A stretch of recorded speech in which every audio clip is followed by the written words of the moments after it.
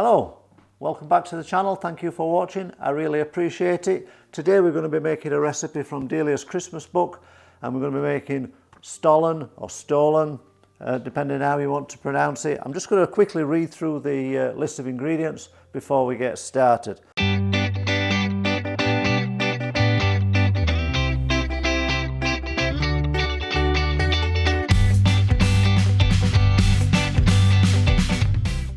You need 150 millilitres or 5 fluid ounces of milk. You need 2 ounces of caster sugar, 2 level teaspoons of dried yeast, 12 ounces or 350 grams of strong bread flour, some salt, 4 ounces of butter, that's at room temperature or softened, 1 egg beaten, 1.5 ounces of currants, 2 ounces of sultanas, 1 ounce of mixed dried peel, candied peel, and 1.5 ounces of apricots. You also need 1 ounce of glace cherries, rinsed and dried, 1 ounce of almonds, and the grated zest of half a lemon, 6 ounces of marzipan, and then for the glaze, 4 ounces of icing sugar, sifted, and 1 tablespoon of lemon juice.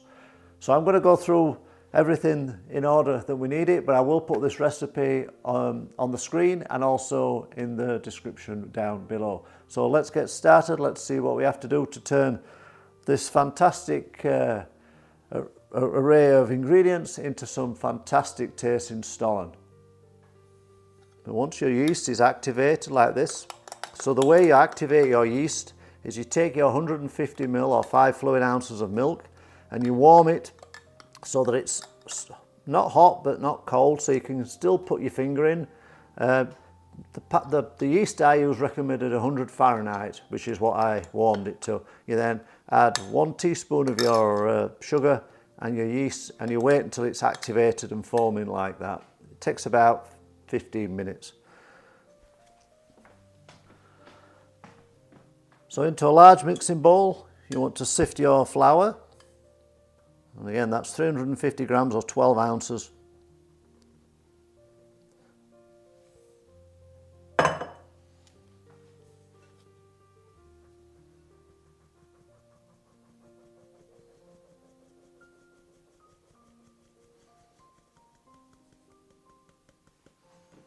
You also want to put the remainder of your 2 ounces of sugar through there. We also want to put around about 1/4 of a teaspoon of salt. Might have to, oh yeah, it's gone through, no problem. And then you pour the yeast into your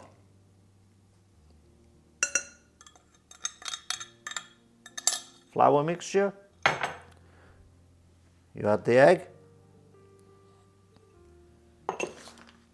and the softened butter. I'm just going to break that up.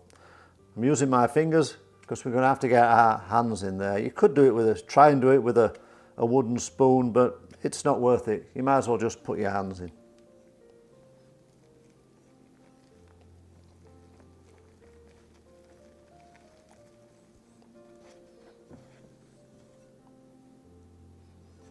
It's a bit of a sticky mess, but so there's no easy way to do it. When you work it all in, then you get all that butter distributed, it'll start to come away from your fingers. So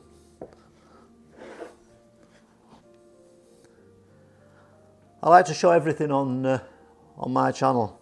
I don't try and make it look easy if it's not. There's no easy way to do this. You've got to get your hands dirty. I know some chefs, you wouldn't see this, you just see the final result, but you know, then when you do it yourself, you're wondering if you've done something wrong, but you've not. That's what it does. You know, you've just added egg and milk and butter to flour. You're going to make a dough. So I'm nowhere near done mixing yet, but don't worry about it if you haven't distributed all the butter just yet, because we've not finished mixing, not by a long way. So next goes your dried fruits, and they get mixed in as well.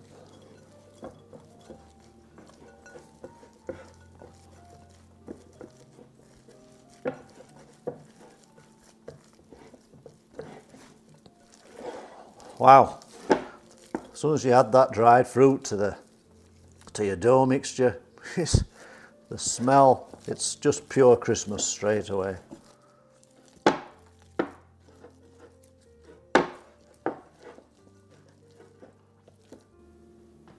So once you've got your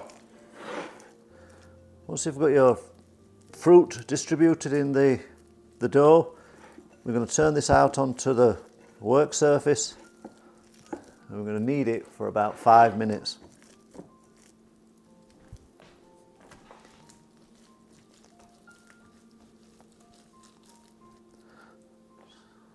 So I think my fruit was just a little bit wet, my cherries, so there's a little bit of extra moisture, so I'm just going to sprinkle a little bit of flour on there, just to help dry it up. Probably another half an ounce on there maybe.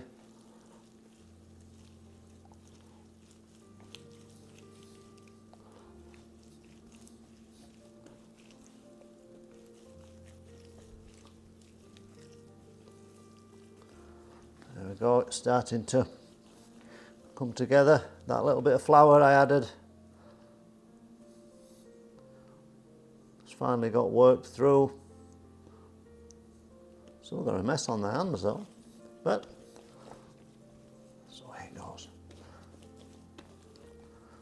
Yeah, I think it were that them cherries. I'd rinsed them, but I don't think I dried them sufficiently, and I think they were holding a little bit of moisture. So that extra ounce of flour just helped bring the whole mixture together.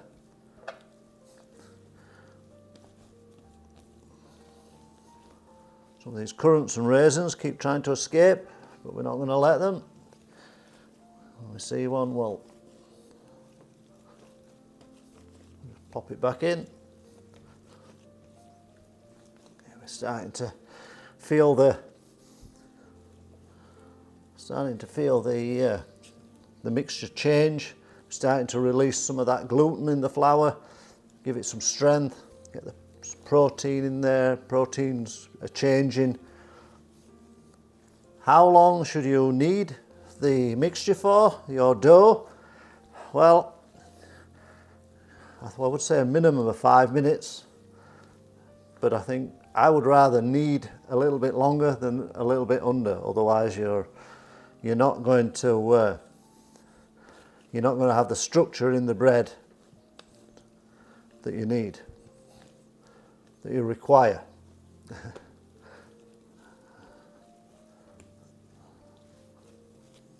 We're starting to, I hope you can see that there, I hope it's coming through okay.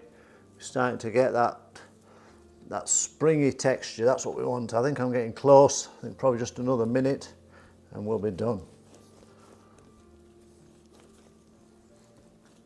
I think that's about done.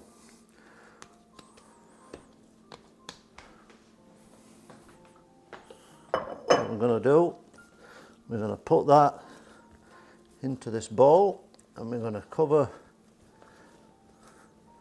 with a tea towel until it's doubled in size. So you need to keep it somewhere warm. So you need to put your central heating on. That goes into a bowl. I'm going to cover that with a tea towel and we'll wait until it's doubled in size. Let's see how long it takes. That's what we're starting with.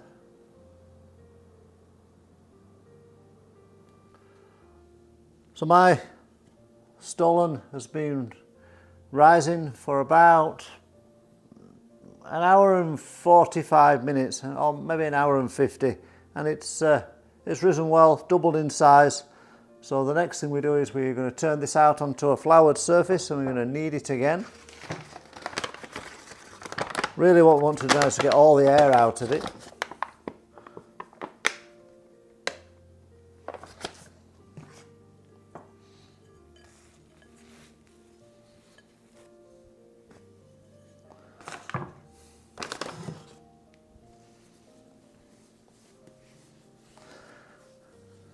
can knead it, and we're wanting to make sure that all the air is completely removed from it.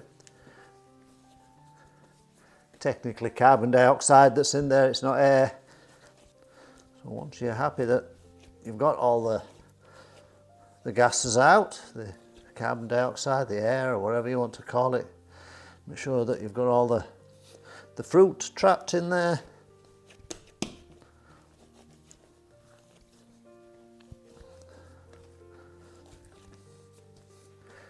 Then you want to try and squash this out into a 10 by 8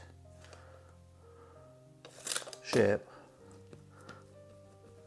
It will spring back, so you just want to make sure that you probably just push it out a little bit bigger than that. Now we're looking 8, just a little bit over. We're about 10.5.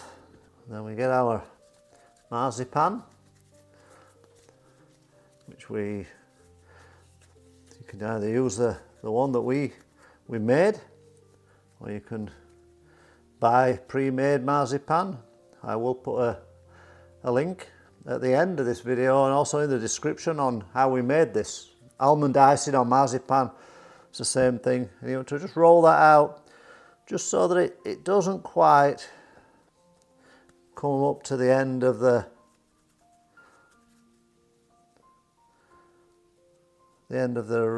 our pressed out shape, so maybe about 1/2 inch short each side. So that goes into the middle, and we bring that over. We pinch the edges down, and that's going to go onto a lightly greased baking tray. I've just brushed that with a little bit of olive oil, and we're going to prove that. So that means it needs to be kept somewhere warm again and out of a draft. Traditionally you would put that into a large bag. This is the best I've got. It's one of those storage bags, but you don't want to let the plastic touch the top of the so you can just put something in there just to stop it sinking down onto the top of it. But it is going to double in size, so you don't want to get it too close. So I think that'll probably be okay.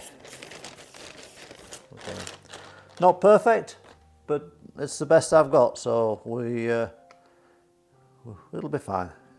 So we'll see how that looks like when it's doubled. In the meantime, you want to turn your oven on to 375 Fahrenheit, which is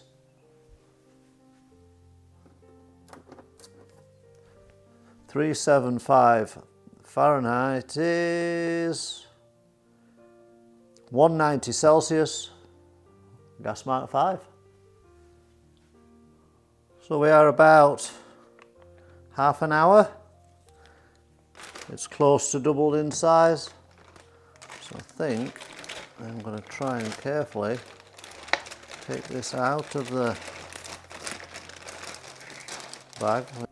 So that goes into the oven, the preheated oven, 375 Fahrenheit, 190 Celsius, gas mark 5, and it goes in there for 35 to 40 minutes. Now I have made this in the past, and when I've cut it open, it's not been cooked in the middle, so I am going to err on the side of caution, and I'm probably not going to look at this until at least 35 minutes. And I think the old test is you tap it, and if it sounds hollow, it's done. So we'll see. In it goes, 35 to 40 minutes. Alexa, set a timer for 35 minutes. 35 minutes, starting now. Thank you. While you wait. That's my timer done.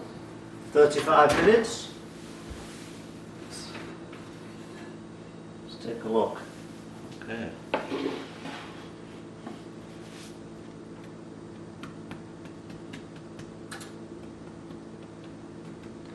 I think that's done. Sounds hollow. Follow to me.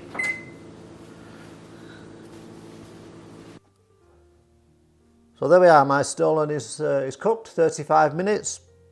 It feels fabulous, looks pretty good I think. The only thing that's left to do is to take 1 tablespoon of lemon juice and 4 ounces of powdered sugar or icing sugar and mix that together and make a glaze, and then you would glaze the top of your Stollen before you would serve it, preferably while it's still warm. I'm not going to do that, and the reason is I'm going to freeze this. So what I'm going to do is I'm going to cut this in half. I'm going to allow it to go completely cold. I'm going to pack this into some parchment paper and then into a plastic bag, and I'm going to put this into the freezer because it freezes really well. And then I've got 2 halves of Stollen to serve over Christmas. I think traditionally you would make this perhaps on Christmas Eve, but you know it's a Christmas Eve's busy enough without having to make some Stollen. So I hope I showed you how easy it is, or even how difficult I made it look, because obviously we had the small incident where the dough was way too sloppy. I think there was some excess moisture from the cherries, but I think I also showed you how we got that back. I just added probably an extra ounce of flour and it brought it back. Likewise, if you make the dough and it was too dry, you could just add a little bit of extra milk. So, you know, it really is bomb-proof. If I can make it, I think anyone can. So give it a go. Let me know how you get on. Leave me some comments, and yeah, enjoy this. It's a really authentic Stollen recipe. And if all you ever had is the stuff that you buy in a tin from a supermarket, this will blow you away, because obviously the supermarkets, they have to put preservatives in, they've got financial constraints because they have to make profit, and it's made in a factory, whereas this it's made with care and attention and the finest ingredients you can get. So of course it's going to taste better. So please give it a go, and yeah, until the next one, thanks for watching. I'll see you soon.